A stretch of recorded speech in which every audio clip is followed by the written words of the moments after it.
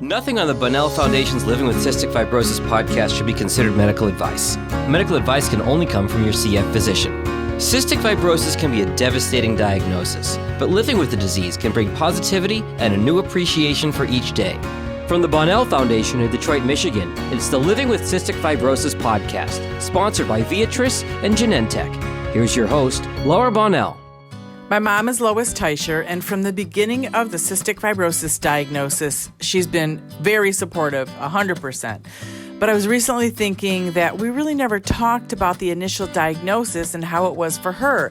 So here we are talking about it. My mom is a sculptor. At 83 years old, she's still working on enormous sculptures. Her work is well known everywhere in Michigan, and I'm going to put a link to her website in show notes if you want to see her work.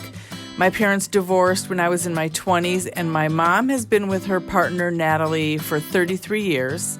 In this podcast, my mom and I talk about diagnosis, blame, our feelings, regrets, and all sorts of things. So enjoy meeting my mom.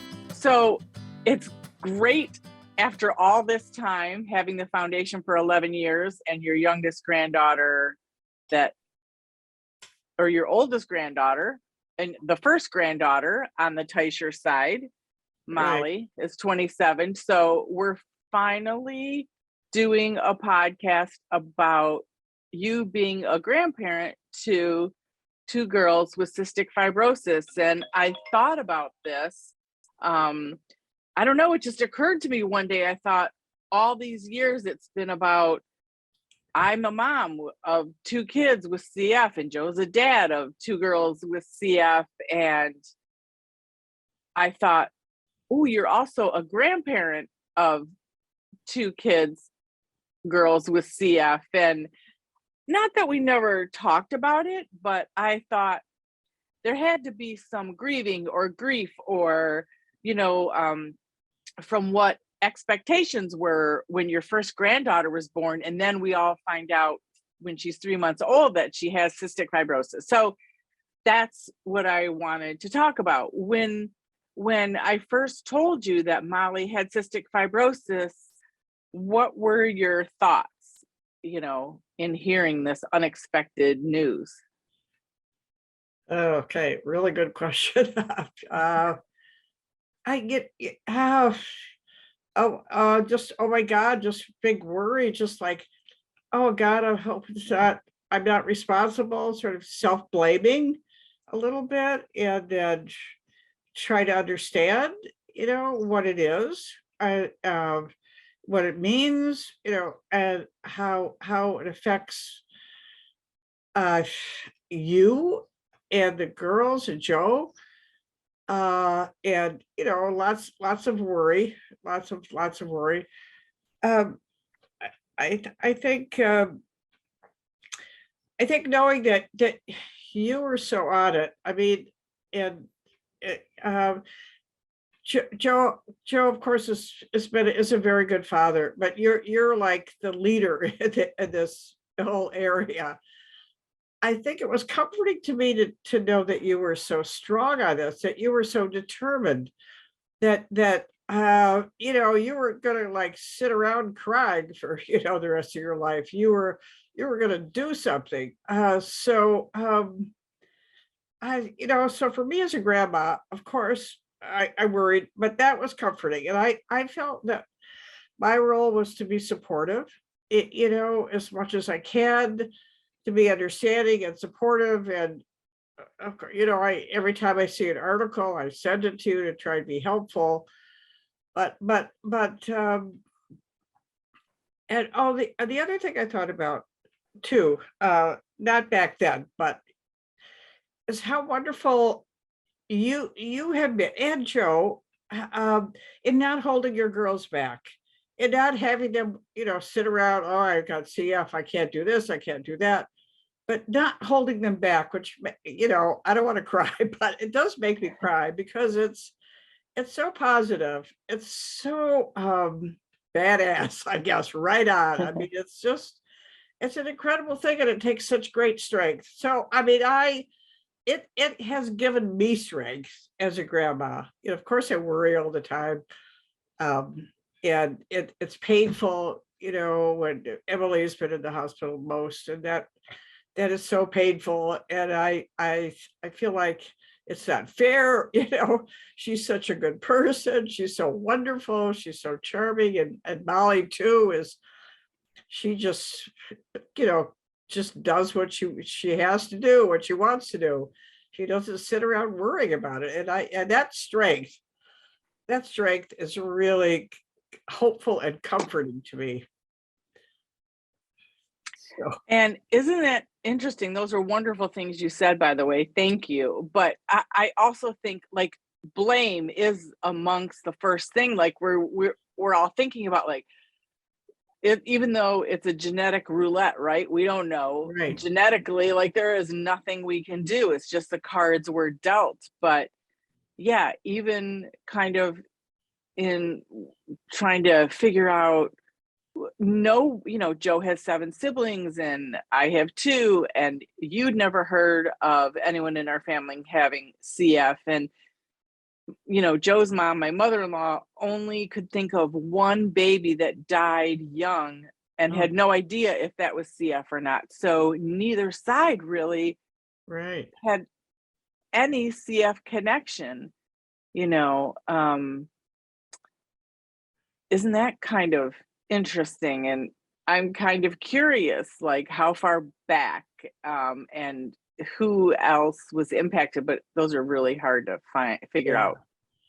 And I did have myself tested because it didn't really help me that much, because it's not about blame. I know that, but I did it anyway. And I don't, according to the test, I don't carry the gene, but still, had a union with your father.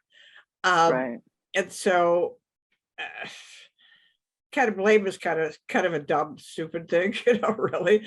But I did think about it, and I'm over that. It doesn't matter, it doesn't matter, because nobody did anything on purpose. It just is what it is, and it's just random the way the genes fall, and so on. So I've sort of given that up. But yeah, and Dad died 30 years ago, so obviously he can't get tested. He died before the girls were born, and then you didn't have the gene, but on your side, some have tested, for the gene. So it is very, a little bit difficult to kind of figure out the exact path of it too. That's true. Yes. And I also think about blame too, we're very open about it, obviously, with the girls, but, we did choose to have a second child because we thought, very naively at the time, new to the disease, how could it happen twice? It couldn't possibly happen twice. And then, of course, Emily, was born with CF. And so, there was a sense of guilt too for us, like, oh my gosh, we have these 2 kids with CF. But thank God we have these 2 kids, even though they have CF. They're amazing. And Emily actually turns 25 tomorrow. And, that's something to celebrate. So it is interesting. And from the beginning, I have to say it was great, because even though they were so young, but you spent so much time with the girls. What was it like when they were young and they had CF and you had to give them enzymes and they were little? I mean, did you feel the CF, not talking about, I guess, hospitalizations right now, but on a daily, when you had them either at your studio or at the house, did you feel the presence of CF, or how did that come in? I did not. I just saw them as beautiful granddaughters, and taking the enzymes, which is kind of an automatic thing, maybe for a split second. Oh, okay, they have to do, but I didn't see them as damaged or CF kids or anything. I just saw them as kids. I just saw them as my granddaughters, and I just love them to pieces and still do. And just it was thrilling to be with them. And just having grandchildren is the most wonderful thing.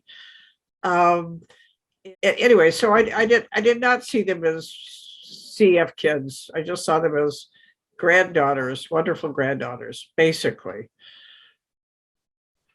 And you did, and you have helped, share awareness so much. You did rally your friends. Talk about how you rallied your friends to buy the calendars. Expand on that a little bit more. And then you've donated art all these years, your sculpture models or other artwork, at all our fundraisers. So, you've helped raise money for all 11 years that the foundation's been around. And before we had a foundation, you were going on the CF walks with us for the CF Foundation. So you've always been active as well. Talk about how that has, been important or helped you, and how you expanded it to your community of friends.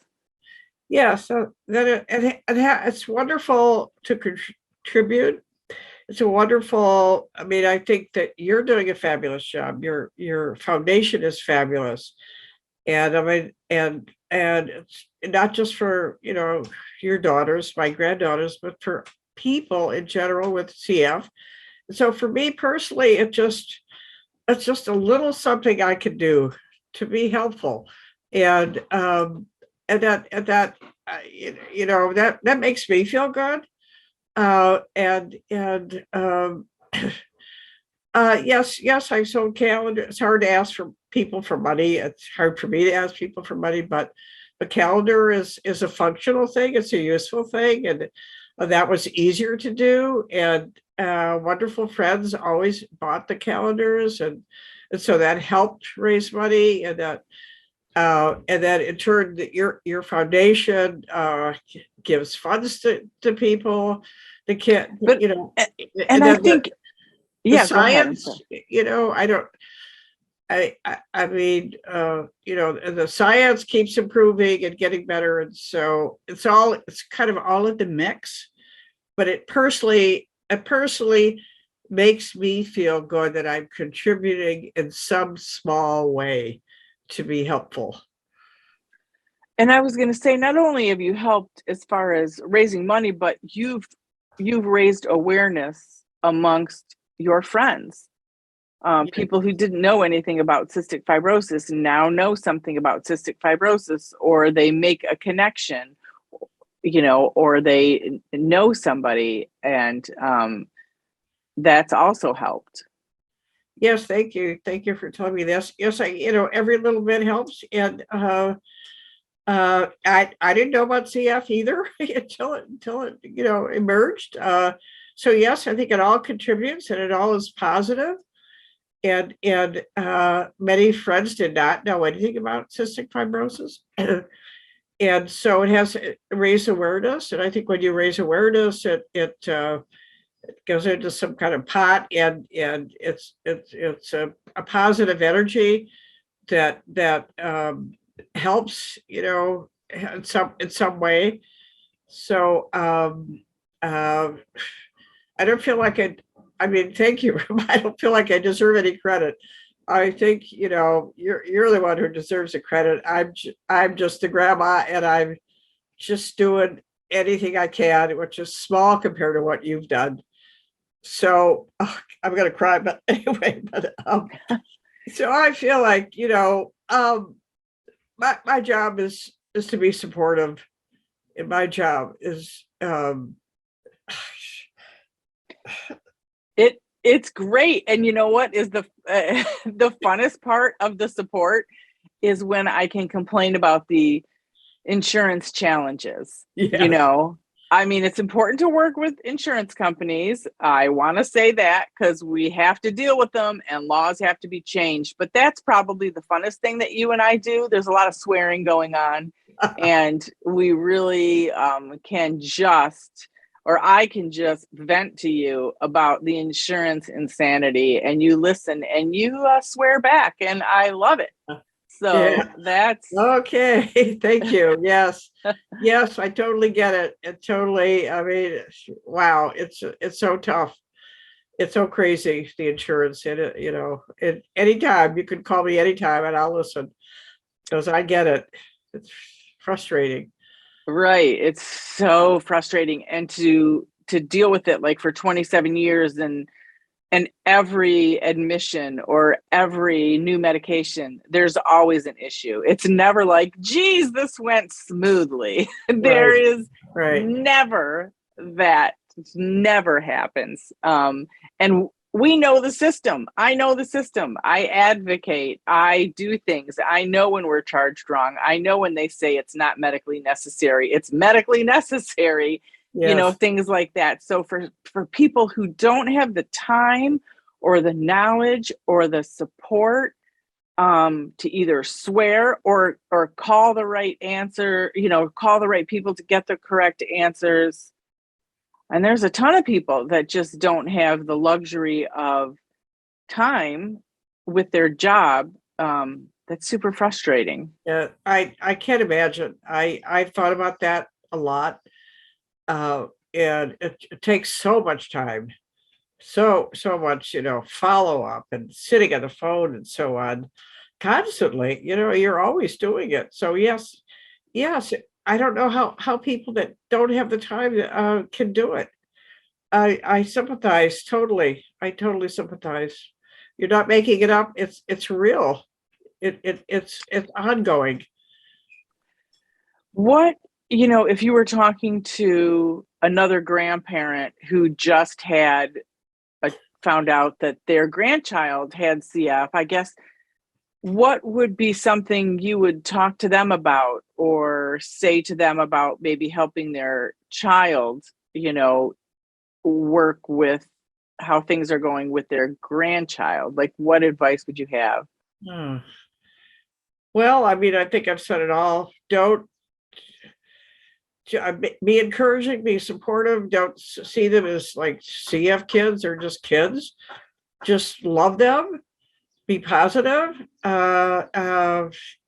Give them your grandma stuff, which is good. Your wisdom, your love, your charm, your insights is all important, and be positive, and I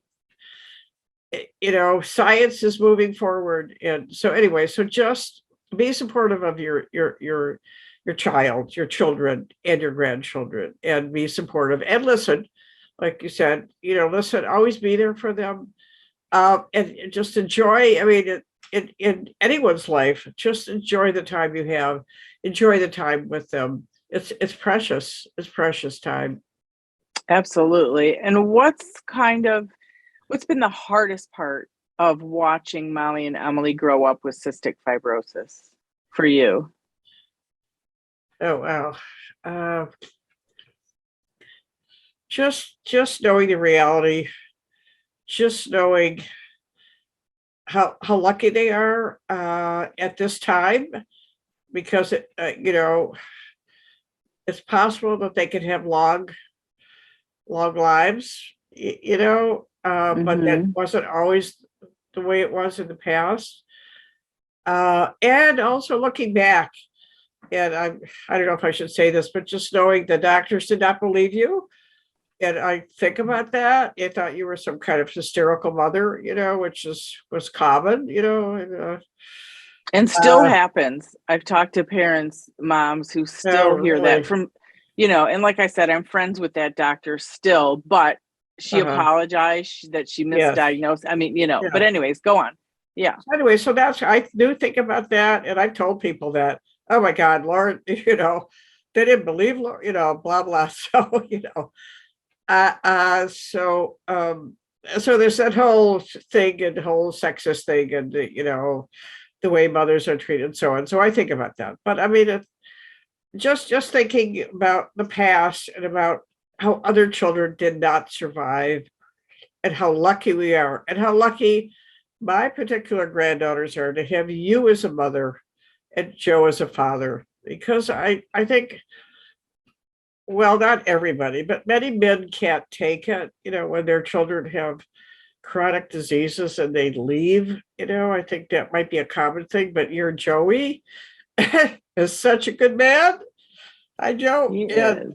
and you are so positive and so dynamic. Anyway, but it was hard thinking about the past and about other children and other parents and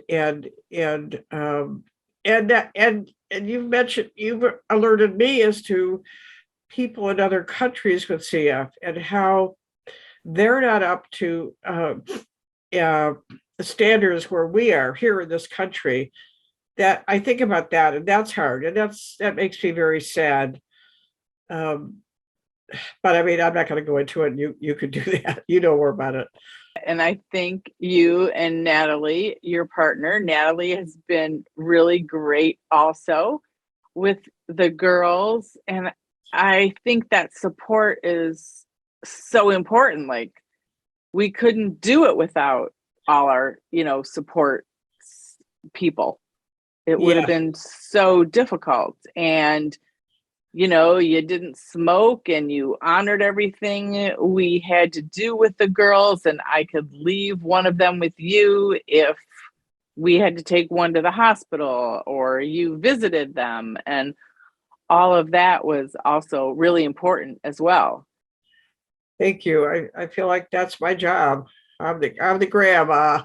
And I'm just glad to help and do anything I can. And I love them. So that was easy. That's easy. What's one of your favorite stories of each of the girls, if you're able to remember? It can be just a short, it doesn't have to be anything big, but.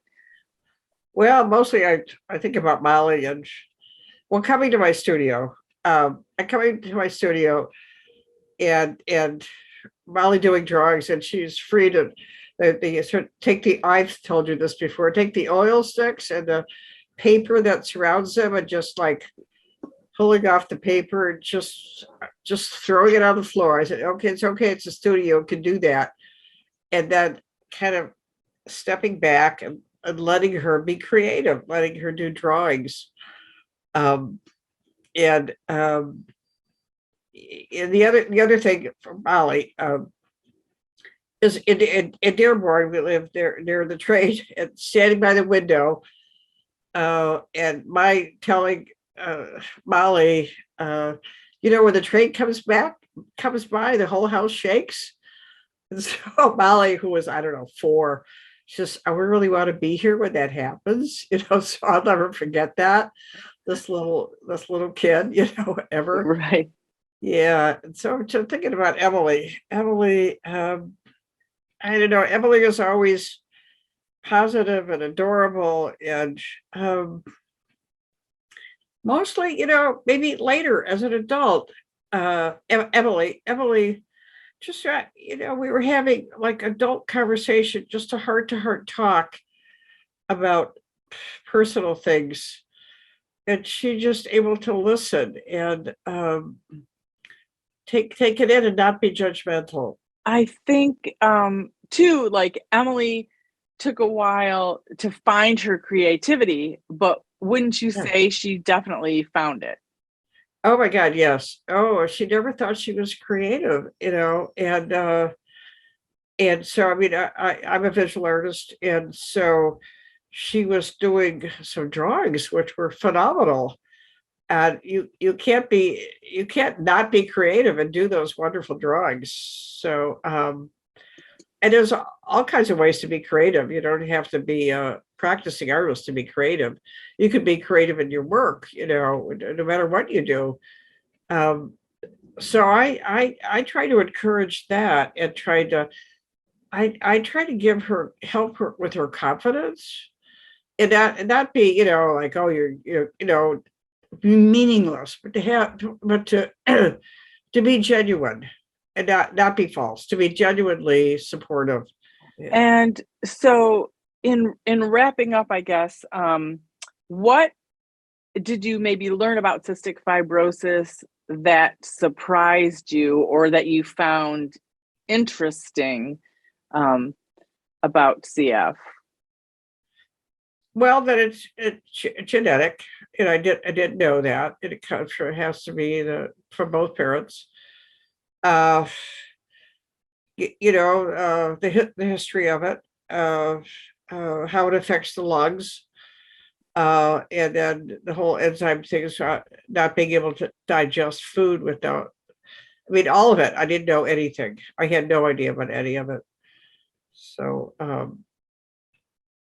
And over these 27 years, because Molly's 27, do you feel even more optimistic now about this disease than when we started? absolutely, I do. And I know it's going to be okay eventually. And all the people that came before have gotten, and the science, I mean, I has improved and progressed, and I think will continue to do so. And I feel very, very positive. I know Molly is on, I forgot the name of the medicine that she's on, and hopefully Emily, they'll find something for Emily and other children. And I think they're close. Just my gut, I usually go with my gut and with some information that you've made me aware of. But I am very positive. So I feel in my soul, I'm very positive. I know it will happen. Absolutely. Well, thanks for sharing your thoughts. It's good to be able to talk to you and share, with everybody, the mom and the support that I have. So thank you for doing this podcast. My pleasure. Yeah, it was wonderful. Thank you, Laura. Thank you for being you. The original music in this podcast is performed by Kevin Allen. It's not complicated. Who happens to have cystic fibrosis. We all got our worries and fears. I know it's got you frustrating, but loving you is so alright. This has been the Living with Cystic Fibrosis podcast. For more information and to learn more about the Bonnell Foundation, visit our website at thebonnellfoundation.org. That's the BONNELL Foundation.org. This podcast was sponsored by Beatrice and Genentech. It was produced by Jag and Detroit Podcasts. Follow our show in Apple Podcasts, Spotify, or wherever you're listening right now.